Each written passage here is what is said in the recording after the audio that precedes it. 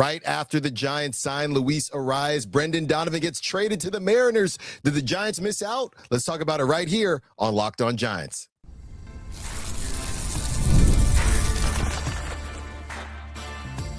You are Locked On Giants, your daily San Francisco Giants podcast. Part of the Locked On Podcast Network, your team every day. What's up, y'all? Welcome to Locked On Giants, part of the Locked On Podcast Network. Now, thanks to you, the #1 sports podcast network. On the show, we provide daily episodes Monday through Friday, talking about the San Francisco Giants in a way that combines passion, analytics with the eye test, and a little bit of fun. I'm from the Bay, but I live in Sacramento now, and I host a show on Sacktown Sports 1140, as well as emceeing Sacramento Rivercast games. All in all, I'm lucky enough to cover a team I've been a fan of all my life. Today, we are discussing the Giants maybe missing out on Brendan Donovan as he is on his way to Seattle. Jung Hoo Lee, the move to right field is official. We hear from Buster Posey himself. And last but not least, the Framber Valdez market. People are still wondering what is going on with the Giants and will they make one more move? Okay.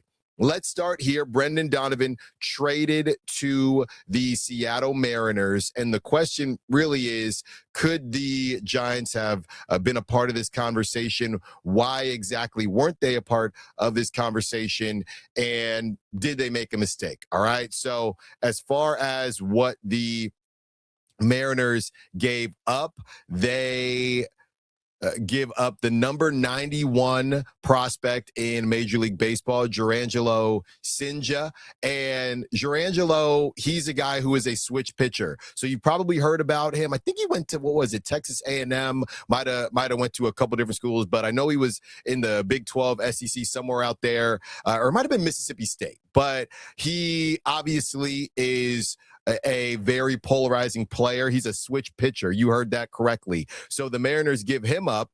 They give up Ben Williamson, who just played 85 games in his rookie season, and they give up Ty Pete, who's kind of a high upside guy that can play shortstop, play center. He's a top prospect in the Mariners system, but he is not in the top 100. So, and just, what was it? A pick as well. They give up a competitive balance pick. All right. So it was a 3-team deal. And yeah, it was a little confusing what was given up and who got what, but the Rays got in the mix as well. Doesn't really matter because it's not a Giants trade, so it is what it is. But I was a bit surprised. My initial thought is you see people in both directions. You see some Mariners fans saying that they gave up too much. You see other fans saying, wow, that was a good deal. And the way I'm seeing it, I'm not going to sit here and act like I'm extremely well-versed on the Mariners prospects, but from where I'm standing, the Mariners gave up a guy in Ben Williamson, who's another contact infield hitter, right? He's not anybody that is going to blow your socks off. He's, I think, 24 years old already. And then you give up Cijntje, who obviously is the most polarizing prospect in the bunch. He's number 91 on the prospect list, and they give up a competitive balance pick. So from where I'm standing, I'm not really sure why the Giants couldn't be a part of this conversation or what exactly I'm missing here. Again, I tried to do as much research as possible on these guys. All I know is only one dude was in the top 100 prospect list. Ty Pete was not.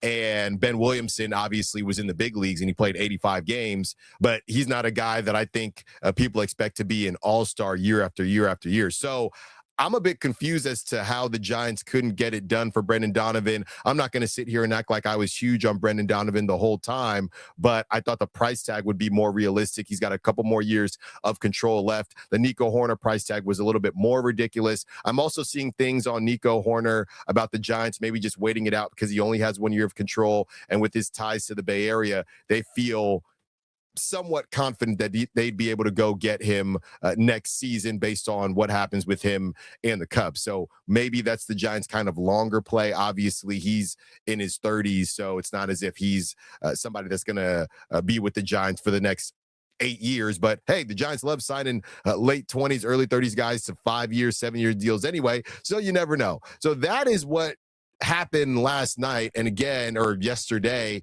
And again, I'm just not sure why the Giants weren't able to get this across the finish line. Again, comparing the Mariners prospects to the Giants prospects, but more importantly, I'm just looking at the top 100 list. When we saw some of the deals that went out over the last couple weeks, I mean, there were deals where there were two players on the top 100 list for some of the pitchers that got moved. So for this situation to only have one guy moved that's on the top 100 list, and a high upside guy in Ty Pete, but I guess a current big leaguer in Ben Williamson, but technically Christian Koss is a current big leaguer. So yeah, I'm not really sure. Like I said, maybe I don't have the full story on what exactly Ben Williamson is going to bring to the table for the, what is he going to, the Rays? Yeah, he is going to the Rays. So yeah, the whole thing is a bit confusing. The Cardinals for Brendan Donovan got Sinja, Ty Pete, and two competitive balance picks. That's what they got. They didn't even get Ben Williamson.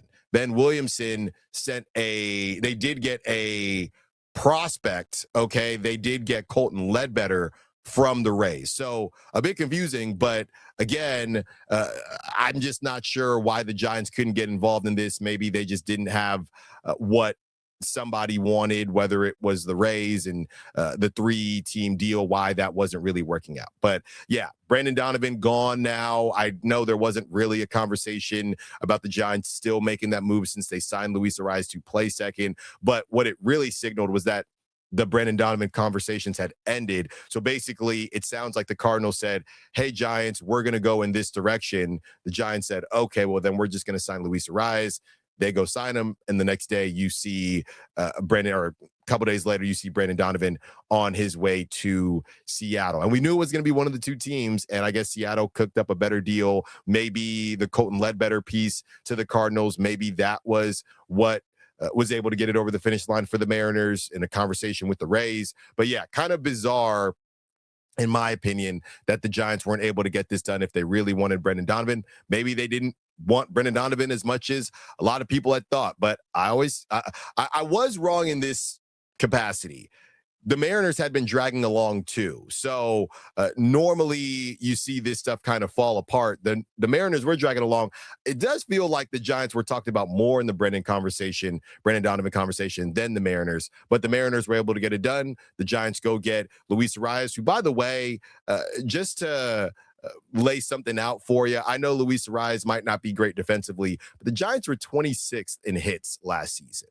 So again, as we discussed yesterday, they just have a lot of issues, right? And they almost made the playoffs. So I think that's a good note, but they just got a lot of issues. So bringing in a guy that gets hits, even if they're singles, with terrible exit velocity and he can't steal bases, you are at least helping your lineup in that regard, right? So that's something. Let's get to the other side. And Jung Hoo Lee, it is official. Jung Hoo Lee is moving to right field. What does that mean for Harrison Bader and the rest of the outfield and this defensive-minded lineup that Buster Posey is trying to cook up? More Locked On Giants coming up. Hiring isn't just about finding someone willing to take the job. It's about finding the right person with the right background who can actually help your business move forward. If you want candidates who match what you're looking for, Indeed Sponsored Jobs is the move. Because instead of hoping the right person stumbles across your post, Indeed helps you match with quality candidates by boosting your job listing to the people who fit your specific criteria, like skills, certifications, and location. If I were hiring, I wouldn't just want someone who can help. I'd want someone with real experience who can jump right in. That's what I like about Indeed. You can get specific and target exactly what you need. It saves time because you're spending less energy sorting through mismatches. And with sponsored jobs, you get posts that get seen by candidates who actually are a fit. And here's a stat that says it all. In the minute I've been talking to you, companies like yours made 27 hires on Indeed, according to Indeed data worldwide. So if you're hiring, spend less time searching and more time interviewing candidates who check all your boxes with Indeed Sponsored Jobs. Listeners of this show get a $75 sponsored job credit to help get your job the premium status it deserves at Indeed.com/podcast. That's Indeed.com/podcast. Terms and conditions apply. Hiring, do it the right way with Indeed. Thank you for making Locked On Giants your first listen of the day, and thank you for making Locked On the #1 sports podcast network. You already live your team every day. Now take it a level up and go ad-free. Join the Everydayer Club today and get Locked On Giants with no interruptions, members-only Discord access, and more. All for just $5 a month or $50 a year. Go to lockedonsfgiants.supercast.com or check the link in the show notes to learn more. If you're a true diehard Giants fan, the Everydayer All Access tier is built for you. You'll get one-on-one text access with me, all access episodes, and an exclusive newsletter, and a 15% discount to the Locked On merch store. Head to lockedonsfgiants.supercast.com to join the Everydayer Club and unlock all access. You can also find the link in the show notes. Second segment with you, and it is official. Jung Hoo Lee will be making the move to right field. Now, this was assumed once the Giants signed Harrison Bader, but Harrison Bader is a guy that can play all the positions and makes every position better when he's in the outfield. So you didn't know, but now we officially do know. So this is from NBC Sports Bay Area with Alex Pavlovich, of course. President of Baseball Operations Buster Posey confirmed Friday morning that Harrison Bader will be the starting center fielder. That will mean a shift to right field for Jung Hoo Lee, who was said to have taken the news well during conversations with Tony Vitello and general manager Zach Manassian. Jung Hoo was great, Posey said Friday on a Zoom call with beat writers. Also, there's an understanding on our end and to Jung Hoo that there's a chance he could still be getting some reps in center field, but our plan is to have Bader playing center field. That little note at the end that Buster said, look, take it from me. Okay, I've said it before and I always joke about it. I've been there. Yeah, he might get some, some reps with days off or anything like that, but it's over.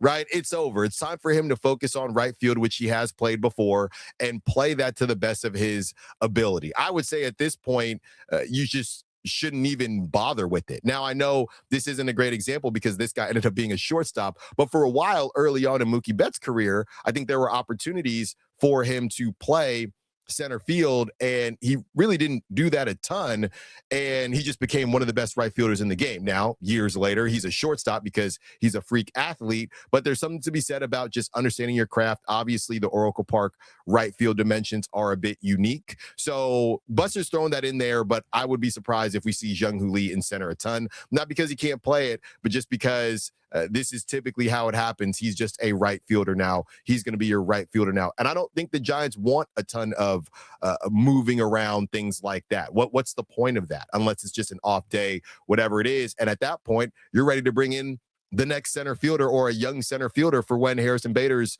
time is done. So it's not to say that I don't believe Buster, but I don't think Jung Hoo Lee is going to be playing a ton of center field, which is fine because he has been moved to right field. Okay, so Pavs goes on to write, Lee has played some right field in the past in South Korea, and Manassian pointed out that he has the physical skills to make an easy transition.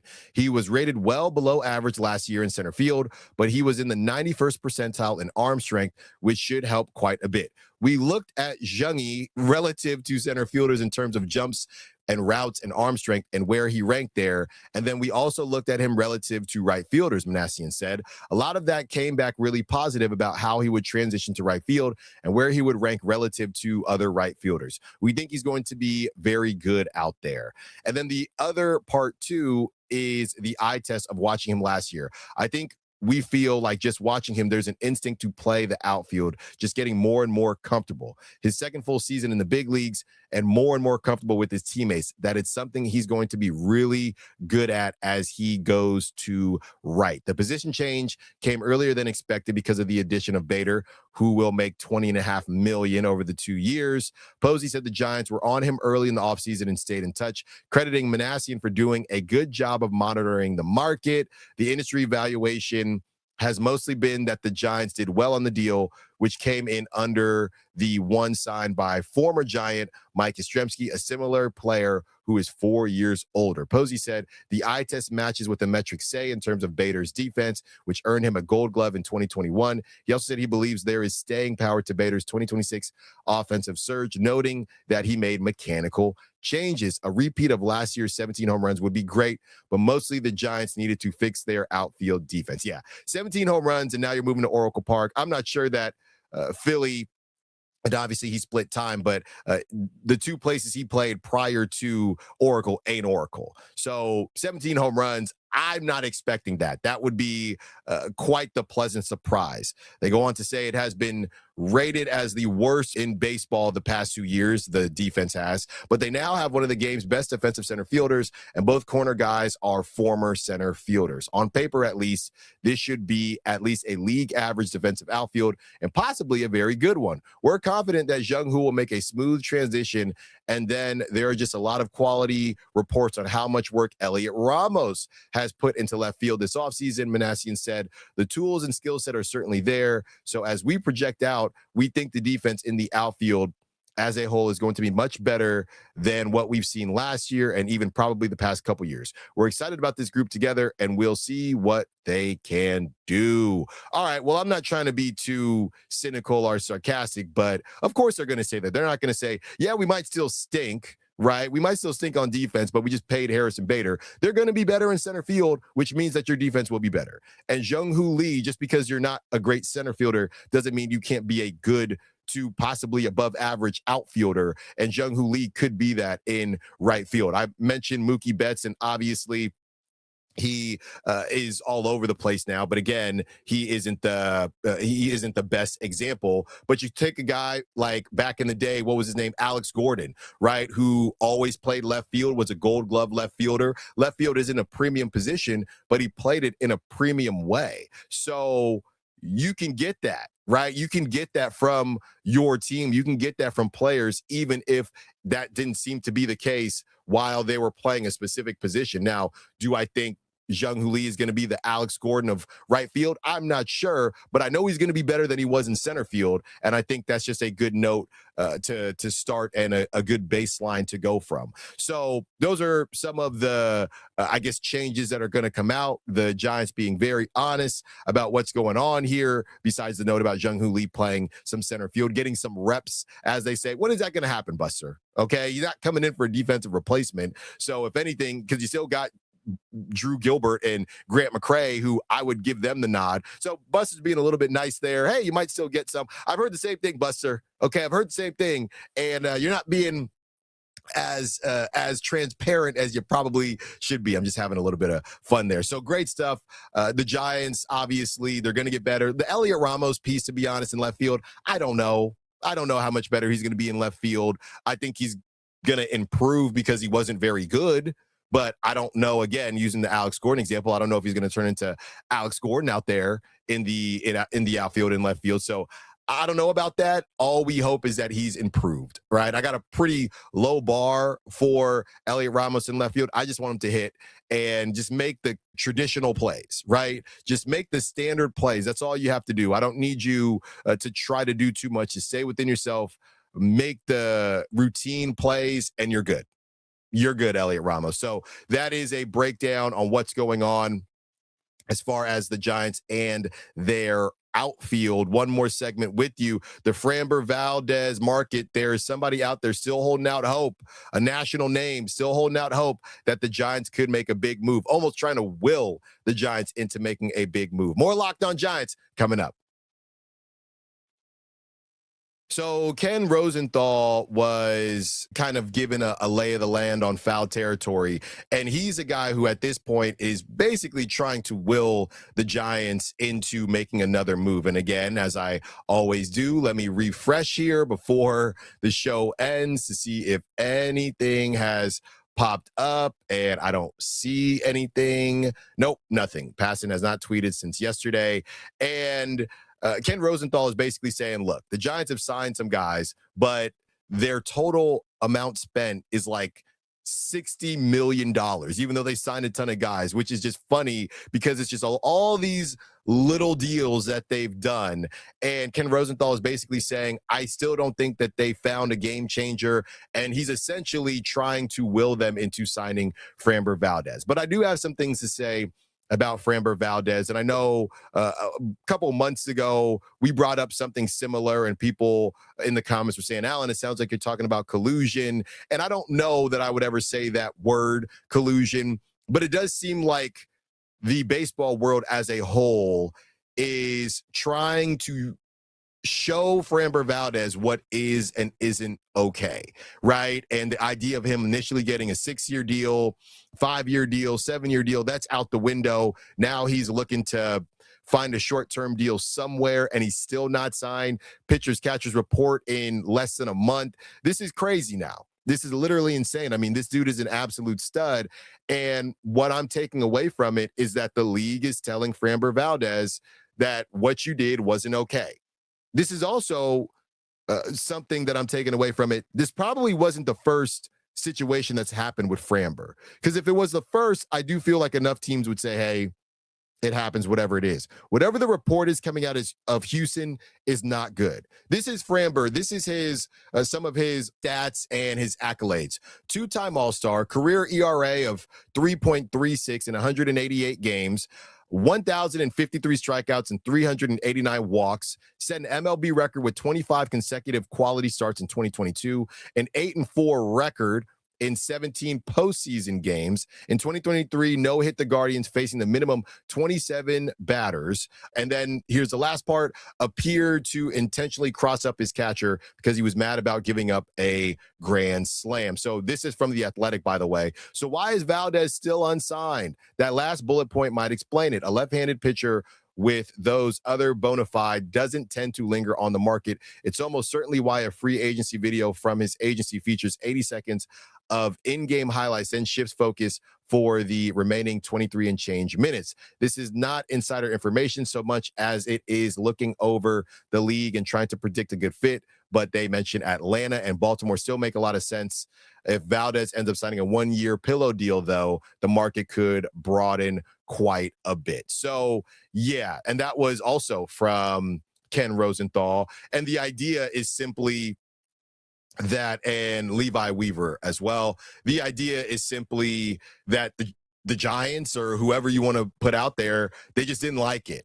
And they don't buy whatever story that he is trying to sell, that it was a mistake. I don't know if they spoke to the catcher. I don't know if they spoke to other teammates. Whatever it is, they don't like it. And now Framber is scrambling around looking for a 1-year deal to prove not only that he can still pitch at that level, which I think is less of the issue, even though he kind of struggled later last season, but also that he can be a good teammate and not find himself in some of these bad situations. So I wouldn't call it collusion. I would just say a lot of teams don't want to deal with bleep like that, especially when you're headed into a lockout. So the idea of giving that type of money to somebody like that, I could see why a lot of teams were turned off. Some of the other names, though, pitchers that haven't crossed up their catchers, some of the other names, though, like the Zach Gallons of the world and Lucas Giolito, those are more confusing.